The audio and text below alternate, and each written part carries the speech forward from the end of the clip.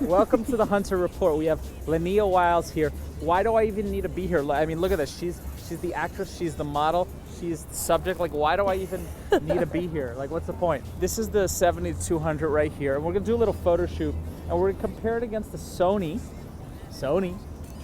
8514. And the reason I selected both of these lenses, this is a, I think it's about a $2,000 lens right here I have in my hand. And this is a real professional, super professional lens. Nice. And it's a fixed focal length, so it's 85 millimeters. The reason that I selected this lens is that it's a 70-200. So I can get to 85, yeah, we're at 200. So we can get to 85 right around there. And then these two are equal. Mm-hmm. Now, the way things go, most photographers will buy this first because you get a whole range here, right, in the zoom. You get a whole range. This is a very specialty item. This is, just locked at 85 millimeters. And the question is, which of these lenses is better? Now, that's the entire point of this video, is to figure out like why you would want to get the 85 as opposed to the 70-200, or maybe you want both. But the most easy explanation is that this 70-200 right here is an f4 and this 85 is a 1.4. So the most striking difference between these two lenses is that this is going to make your background real blurry, like you see in those photos with a professional blurry background. Mm-hmm. And at f4 you're not going to get as much blur. So that's sort of one reason to get this. So you get low light capabilities the f4 right here doesn't have. And let's just go and put these lenses through their paces. So let's get going. Let's do it. Let's do it. Uh-oh, look at that. Look at that. Whoa. Crazy squirrel here. He's about to... he needed to be put in his place. No lie though, I have a fear of them because I'm like... He had this aggressive energy about him. And I'm like, sorry, we're bigger than you. He had to understand that. I froze because I've been chased by squirrels. All one right. time as a child and one time in college. We're not going to let that happen here on the Hunter Report. So why don't you go ahead and stand a little in that area. Fantastic, right there, face me. We're here right now, we're shooting her full body. I'm trying to be as close to 85 as possible. Does this feel like work? No. That's a little bit at f4. Let's just go to f8 for a little bit. Let's look at that. She knows what she's doing. She definitely. There's no coaching required here. We just did a shoot with the 7200, and it was at 85 millimeters, as close to 85 as I could get it. So check it out right here. We've got a click ring for the aperture, so we can declick it. So I suppose that's nice for cinematography, for the tactile sensation of knowing where you are. And that's nice. It's honestly nice because it brings you back to where photography was, which was, instead of doing the aperture up here, in the old school cameras, the aperture was here. Everything was on the lens. We've got this customizable button right here, which can be customized in the Sony menu to do anything like eye autofocus or anything. And then you have an AF to MF switch. So let's go ahead and let's try out the 85 right here. Ooh, look at this lens. Everybody likes toys, don't they? Even $2,000 toys. Let's start going to a little torso.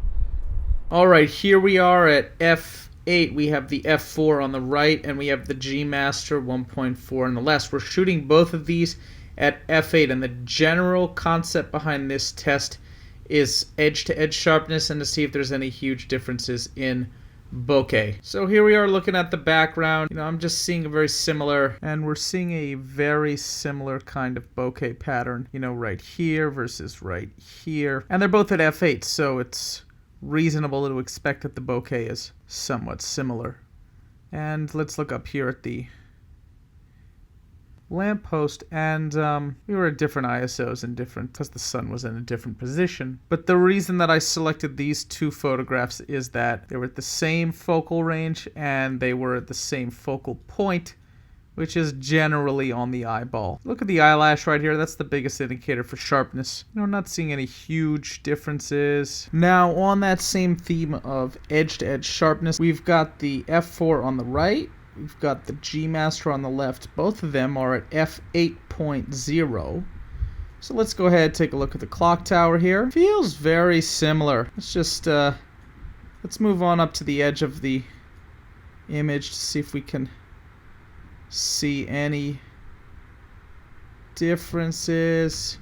Looks very, Very similar. Just, I mean, like that there versus that there. Maybe the GMaster is slightly sharper. I mean, look at this feature here versus this. There's just, let's just go to 4:1. Maybe a slight bit more definition on that, but it's like pretty close. Let's take a look at the moon. Even though it's millions of miles away, moon looks quite similar.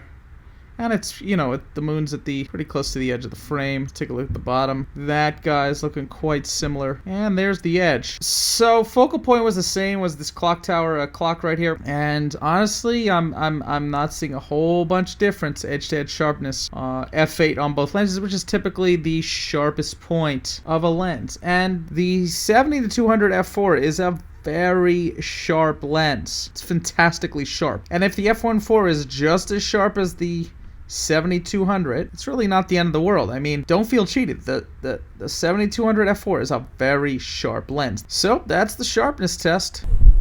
Hey, buddy. I'm gonna try to get a picture of the culprit here. I'm gonna report him to the authorities. Look at this stuff. This is like fabulous.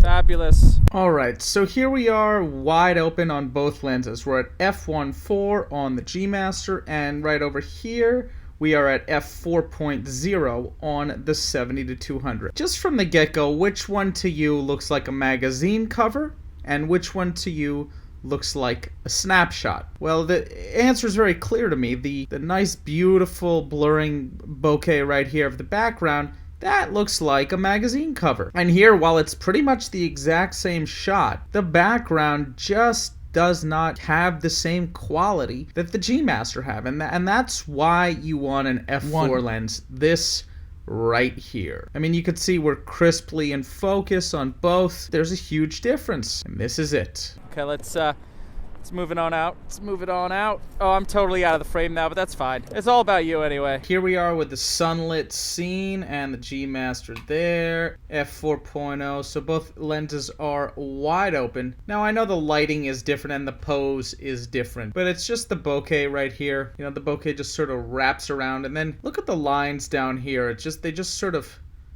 blur out. And here, you could just see the lines of the stones going out. Look at the tree and the fence. Here, it's just blurred out. And, you know, just more bokeh, more separation of the subject from the background. And that's what f1.4 gives you. I'm gonna switch it up. Same location, different lens.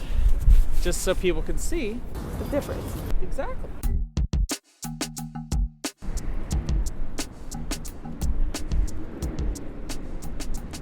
Alright, so here's more of a headshot. The closer you go to the subject, the more bokeh-fied the background gets. But again, the f1.4 just, you know, it isolates the subject better. And while this f4 over here is starting to look, you know, a little blurry and a little decent, and if that's the only lens that you have and it's a great starter lens, I mean, you're gonna get some good shots just like this. But even up close here, where the bokeh just is stronger, the f1.4 is clearly different. I mean, the background just looks like a wash.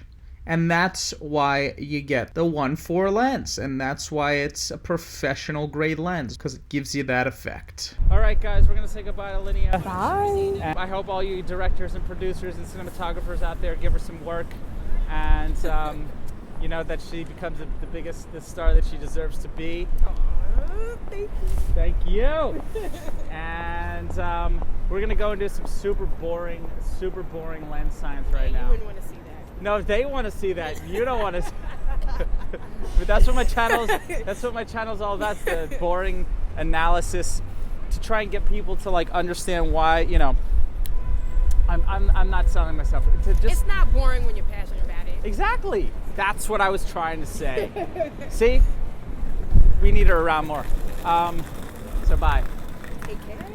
Alright, so the review is in. Now, if you're a professional photographer with an established career, established commercial clients, it's a no-brainer. You're going to want something like the GMaster in your inventory along with the Sony a7R II or whatever the latest and greatest is from Sony. Let's say you're an absolute beginning photographer and you own neither of these two lenses. I would seriously steer you towards the 70-200 f4.